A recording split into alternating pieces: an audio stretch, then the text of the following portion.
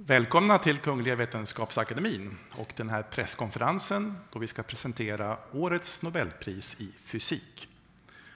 Welcome to the Royal Swedish Academy of Sciences and this press conference where we will present this year's Nobel Prize in Physics.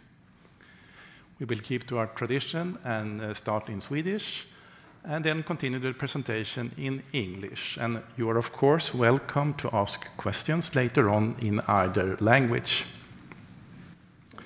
Jag heter Hans Ellegren och är ständig sekreterare här på Kungliga Vetenskapsakademin. På min ena sida sitter professor Olle Eriksson, ordförande för Nobelkommittén i fysik.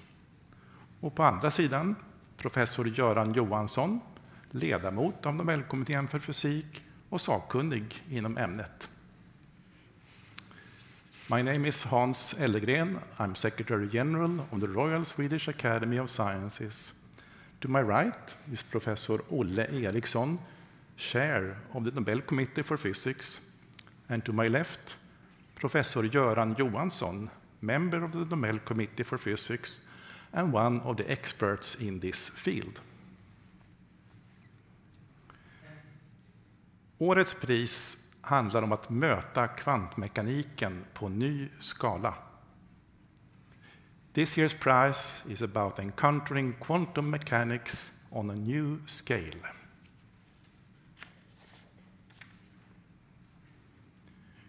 Kungliga Vetenskapsakademin har idag beslutat att utdela 2025 års Nobelpris i fysik till John Clarke, University of California at Berkeley, USA, Michel Devoret, Yale University och University of California at Santa Barbara, USA, och John Martinis, University of California, Santa Barbara, USA, för upptäckten av makroskopisk kvantmekanisk tunnling och energikvantisering i en elektrisk krets.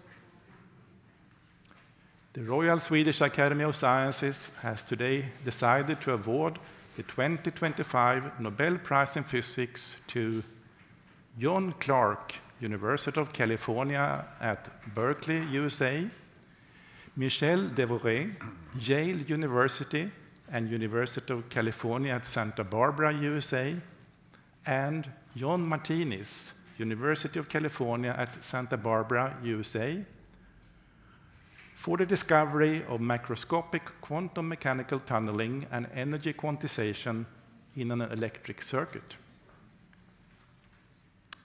Professor Eriksson will now give us a short summary of the prize. Please. This year we celebrate the centennial anniversary of the discovery of quantum mechanics and the seminal publication of Werner von Heisenberg. This is a theory of the microcosmos, that of atoms and electrons. And there is no advanced technology used today that does not rely on quantum mechanics and quantum physics. Examples are easy to find in the room: mobile phones, computers, cameras, and the fiber optic cables that connect our world. Quantum mechanics stands on several pillars, most prominently the energy quantization and the quantum mechanical tunneling phenomenon. This year's Nobel laureates have shown experimentally in studies published in the mid-1980s that quantum mechanical effects are found in new vistas outside of the realm of the microcosmos, hence embracing macroscopic objects. Thank you, Olle. And Professor Johansson, can you give us a more in-depth presentation of this year's prize? Yes, thank you.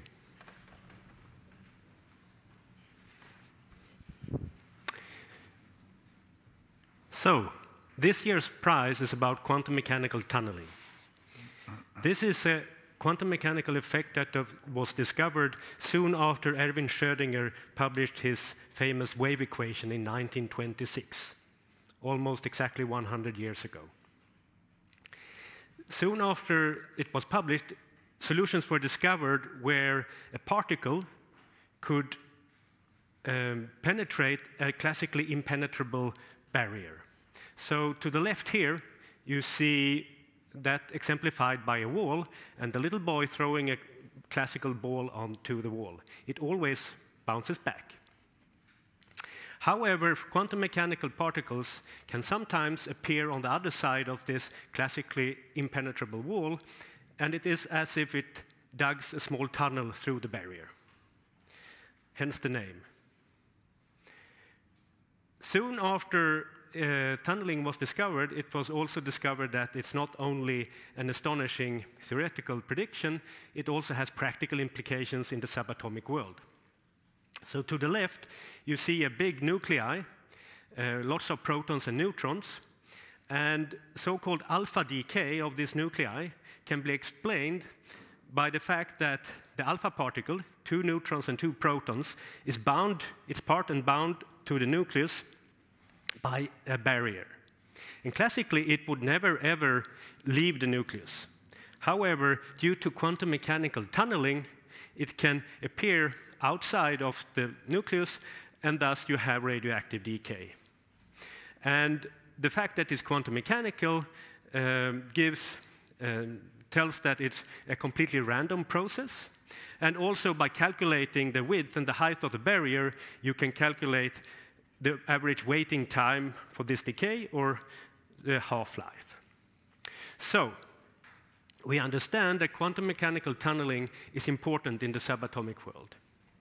However, can we observe larger systems that tunnel? This was a question raised by Nobel laureate Anthony Leggett in 1978. He suggested that it should be possible to observe something called macroscopic quantum tunneling in a superconducting circuit. So how should we understand this? Well, in the upper picture here, you see a normal conductor. In the normal conductor, the electrons are very individual. They are fermions, and they are very easily distracted. So if you push a current through this conductor, the electrons are easily distracted, and there is resistance. Thus, you always get the voltage across this conductor. In the second picture, you see how a superconductor works.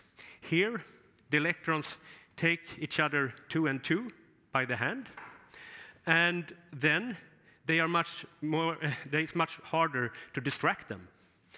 So then they can lead a current without any resistance at all, so there is current without any voltage, a supercurrent. In the lower picture, you see another example. You see also an illustration of how this works. It's actually so that all of the Cooper pairs lose their individuality altogether, and they all condense into one macroscopic state. So it's one Cooper pair condensate, which is determined by one macroscopic wave function or a superconducting order parameter. And you see there is a small gap between the two conductors in the lower picture, and that's a so-called Josephson junction.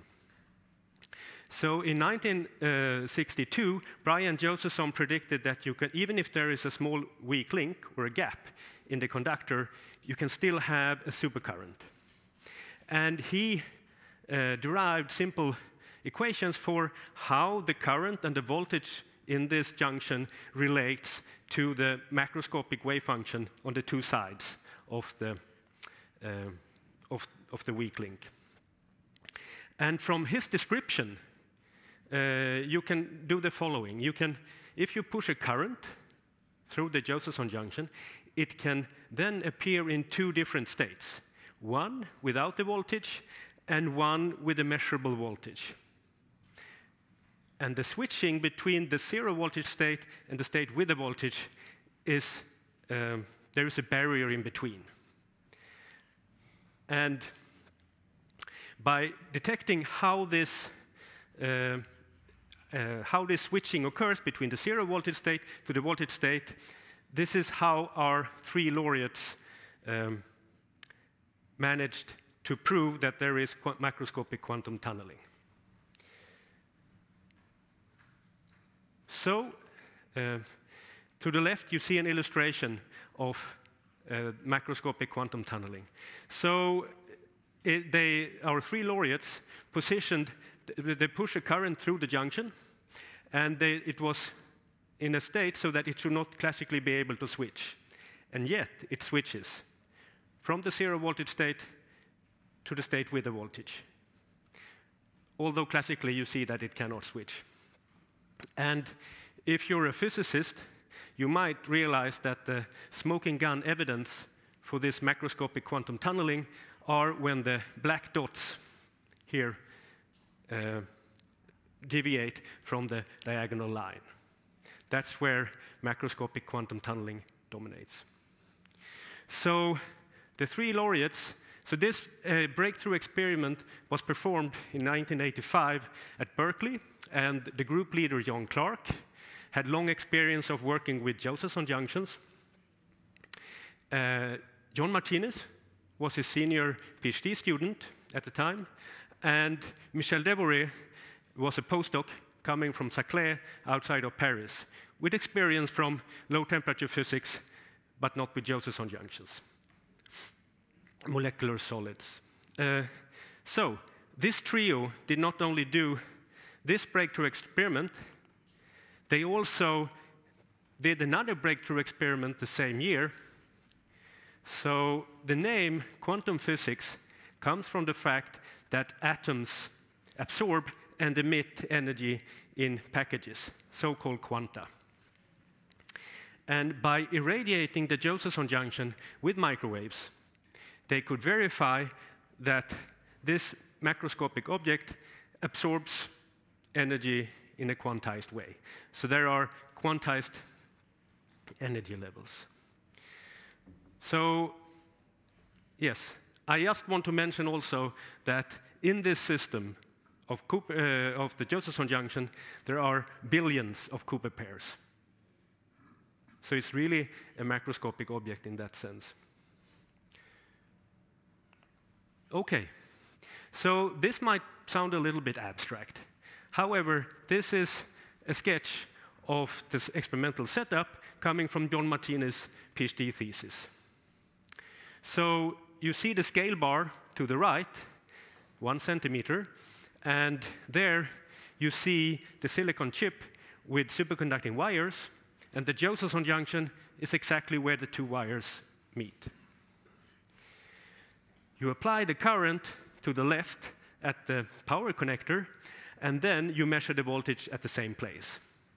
And when you radiate with microwaves, you do that in the microwave contact on top. Then you also see there's a copper tubing and a copper powder inside, and that's a newly developed filter for this experiment that isolates the Johansson junction extremely well from the environment, which you need because these quantum effects are very sensitive to interaction with the environment. And I think to make it even a little bit less abstract, I also want to show you a modern quantum chip. So the silicon chip is the square in the middle here, and there are superconductors on top. And then there are 9 artificial atoms on this chip. And you can see them with your naked eye.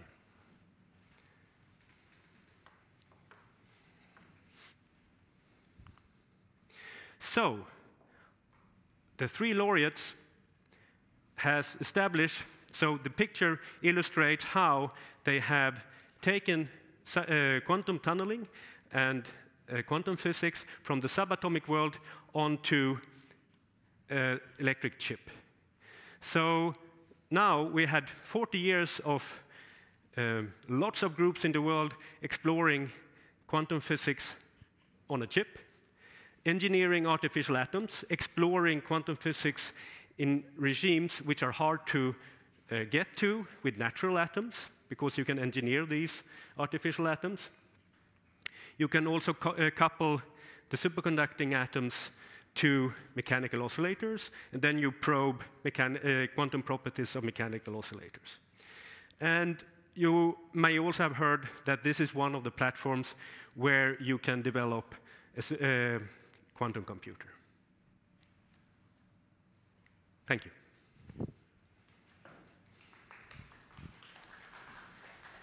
Thank you, Göran. Do we have Professor Clarke with us on the phone? Yes, you do. Good morning, Professor Clarke, and congratulations to the Nobel Prize in Physics. Thank you so much. Was this a surprise to you? So, to put it mildly, it was a surprise of my life. Okay. And I'm very sorry my two colleagues are not with us. But. I'm sitting here in this beautiful session hall of the Royal Swedish Academy of Sciences at the press conference with many interested journalists here, both from the national and the international press. Are you ready to take some questions from them? Yes. SVT? I have to congratulate you on the award, of course. My first thought was that it's quite mind-boggling, your discoveries. I was wondering, did it occur to you at the time that that you managed to prove there is microscopic quantum tunneling, that it might be the grounds for a Nobel Prize in physics? I think that had not occurred to us in any way. Oh, pardon, I didn't get that. I think that it had not. We had not realized in any way that this might be the basis of a Nobel Prize. Do you remember the specific breakthrough and how it what happened at the time? Well, Michel Devoret and John Martinis are brilliant people. I worked very closely with them for at least a year on this and other topics. And the first thing I would like to say is that this discovery would never have happened without the two of them. I mean, I was in principle the leader of the group, of course, but their contributions are just overwhelming. Okay, one question there, please.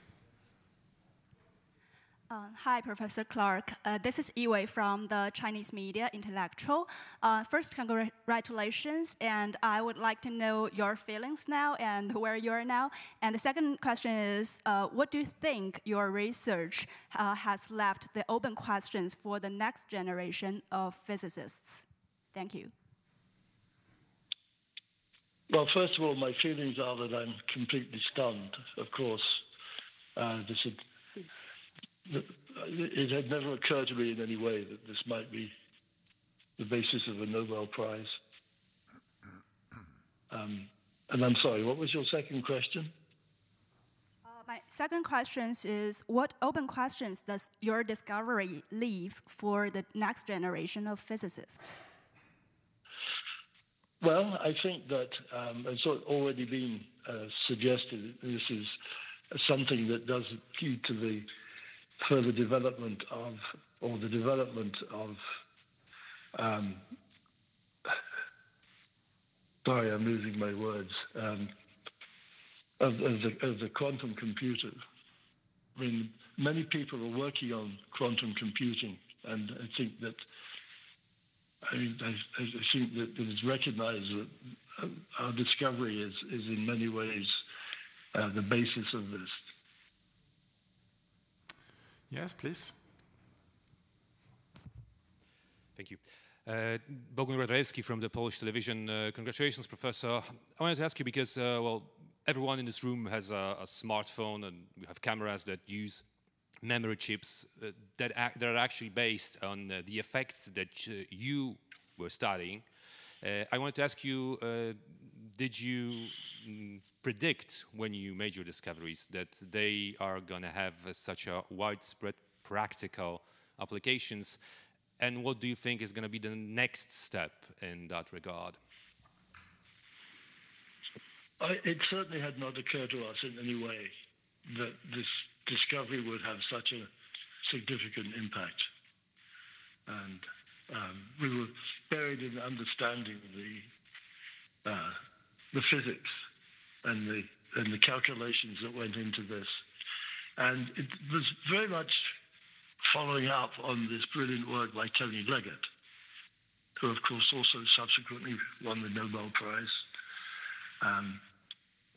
Also, I would like to say that I knew and still do know Brian Johansson very well. He and I were colleagues as graduate students together in Cambridge all those years ago. And I recognized that he was much more brilliant than I was. And I think that he and Tony will also be very thrilled that, along with Michel Devoret and John Martinis, we won the Nobel Prize. Mm-hmm. I'm not sure that I answered your question, but... More questions? Yes, please. Thank you. Congratulations, Professor Clarke. My name is Yan Nanzhu from Mr. Salon in China. And my question is, quantum phenomena are universal. So where exactly is the boundary between the classical and quantum worlds? Thank you.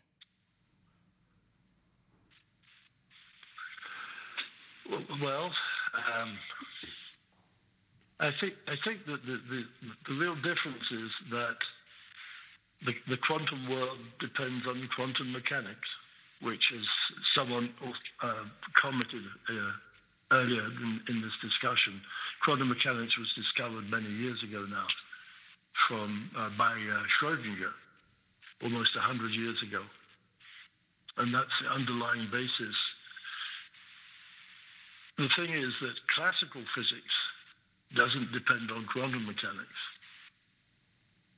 But it's really this discovery by Schrödinger almost a century ago that is the sort of underlying basis of all of this work and of quantum mechanics.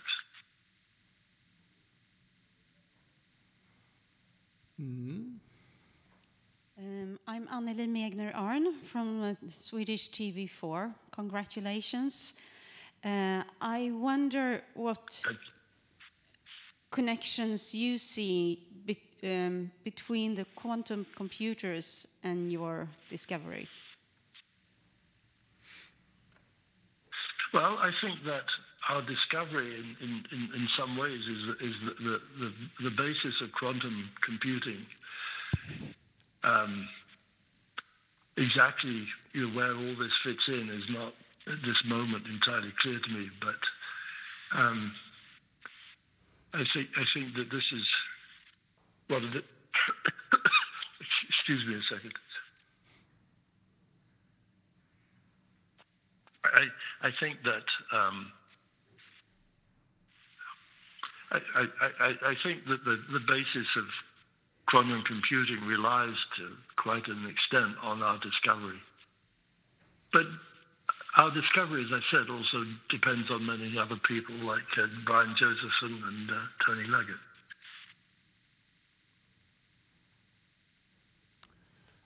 Yes, please, there, in the back. Congratulations, Mr. Clarke. Konstantin from AP.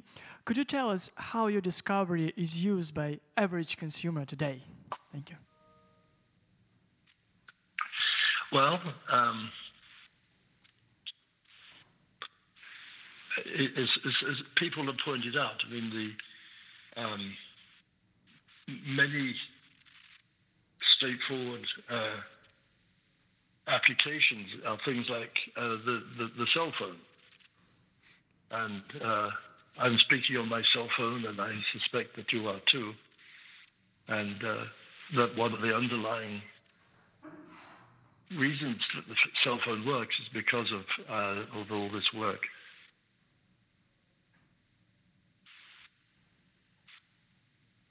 And of course other applications too, but I think that the most common one, I mean, almost everyone has a cell phone in the modern world. One last question. Congratulations, Professor Clarke. I have one question. Is that I'm also an experimentalist, and now we say this superconducting qubits and the neutral atoms and trapped ions are both good candidates for supercomputing in the future. Which one you think is most strength in the future? Sorry, could you repeat those again, please?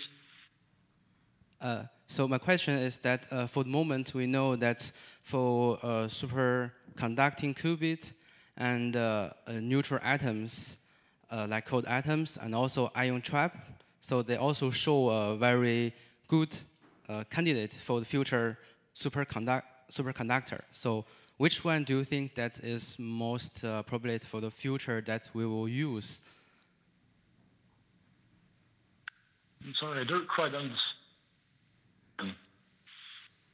that.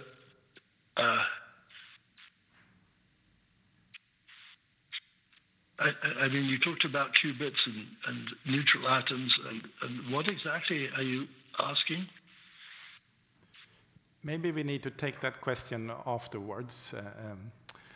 Okay, yes. I think this was the last question for you, Professor Clarke. Thank you, and once again, our warmest congratulations. Thank you. Thank you so much. We look forward to meeting you in Stockholm in December for the Nobel Prize ceremony. Yes, well, I look forward to being there too. Yeah. Bye-bye, and congratulations again. Good. Thank you. Thank you. Goodbye now. Okay, so let's move on to more questions about the physics prize and the research involved, or if you want to ask the committee something about their work. And again, you can ask either in English or in Swedish.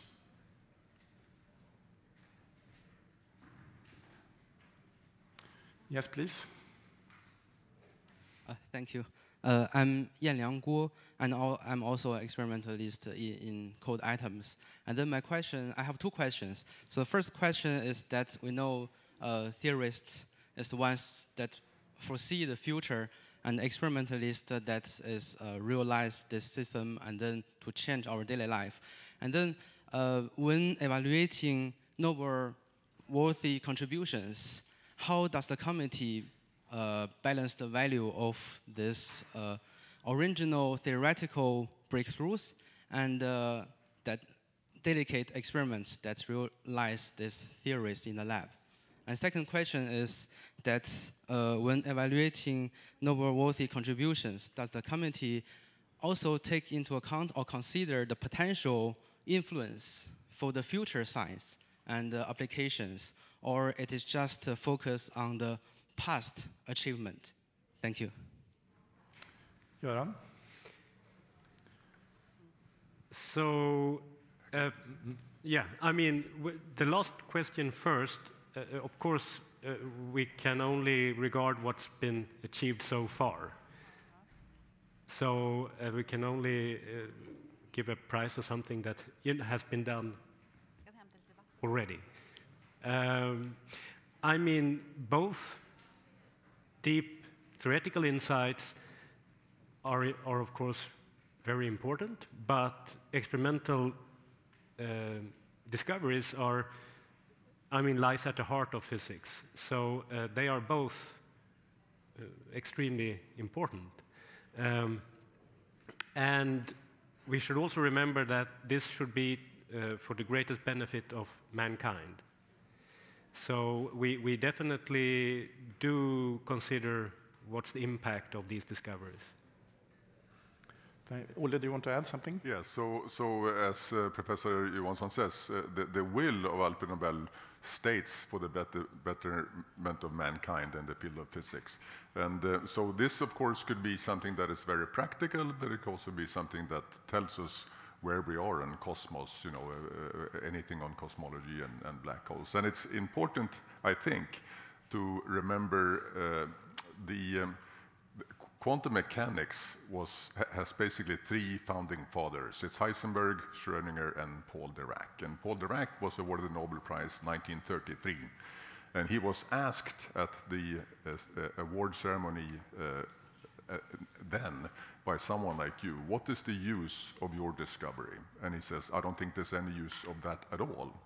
And he was asked again, but maybe in the future? And he says, no, I don't think so, not even in the future. And so this genius of a man, for once he was wrong, because as I said a few minutes ago, there's no technology that we use today that does not rely on their discoveries. And so the important thing here is that science always advances our society. So even if we don't know something for tomorrow, goodness will always come. I think it's time to stop there. If you have further questions, you can ask committee members after this press conference. Thank you for your interest, and we hope to see you here again tomorrow when we will announce this year's prize in chemistry. Thank you.